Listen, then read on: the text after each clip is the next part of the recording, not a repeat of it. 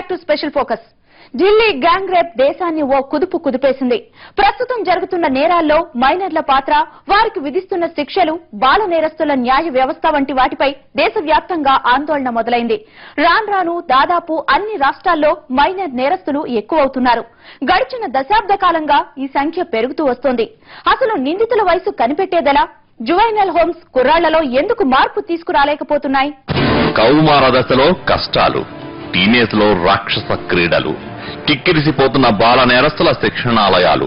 పుట్టుకతోనే ఎవరూ నేరస్తులు కారు. పెరిగే కుటుంబ వాతావరణం, చుట్టుపక్కల పరిసరాలు, స్నేహితులు, బంధువర్గం ఓ మనిషి జీవితాన్ని నిర్దేశిస్తాయి. తాను పెద్దవాణ్ణైపోయాననే ఫీలింగ్, అన్నీ తెలుసుననే ధీమా పెద్దల్ని ఎదిరించేలా చేస్తోంది. ఇంట్లో డబ్బు దొరక్కపోయేసరికి బయట డబ్బు కోసం వెతుకుతున్నారు. ఆ వయసులో తలెత్తే కోరికల గుర్రానికి కళ్ళెం వేయలేక బలవంతంగానైనా ఆ సుఖాన్ని పొందడానికి అత్యాచారాల వైపు మొగ్గు చూపుతున్నారు. అందుకు తమకంటే వయసులో పెద్దవాళ్లనే కాదు, పసి పిల్లలను ఎంపిక చేసుకుంటున్నారు. 30 నుండి 35% బాల నేరస్తులు మానసిక వ్యాధిగ్రస్తులేనని జాతీయ నేర రికార్డుల బ్యూరో చెబుతోంది. ముఖ్యంగా 3 కారణాలు చెప్పొచ్చండి.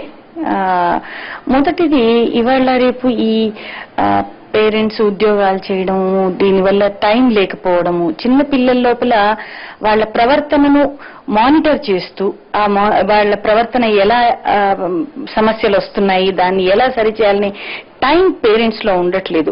చాలా తక్కువ టైం స్పెండ్ చేయగలుగుతున్నారు. దానివల్ల ఏమవుతుందంటే పిల్లల లోపల ఎలాంటి సమస్యలు వస్తున్నాయి, దాన్ని ఎలా సరి చేసుకోవాలని టైం పెట్టడానికి వీళ్ళ దగ్గర ఉండట్లేదు. అది ఎప్పుడో చాలా తీవ్ర స్థాయికి వచ్చాక కానీ పేరెంట్స్ దృష్టిలోకి వస్తూ ఉంది. ఎంత పెద్ద తప్పు చేసినా 18 ఏళ్లలోపు నిందితులను బాలలుగానే గుర్తిస్తున్నారు. నిర్భయ ఘటనలతో మిగిలిన కామాంధులు తోటి ఖైదీల చేతుల్లో రోజు చావు దెబ్బలు తింటుంటే ఆమెకు నరకం చూపించిన మైనర్ మాత్రం జువైనల్ హోమ్ లో హాయిగా ఉన్నాడు.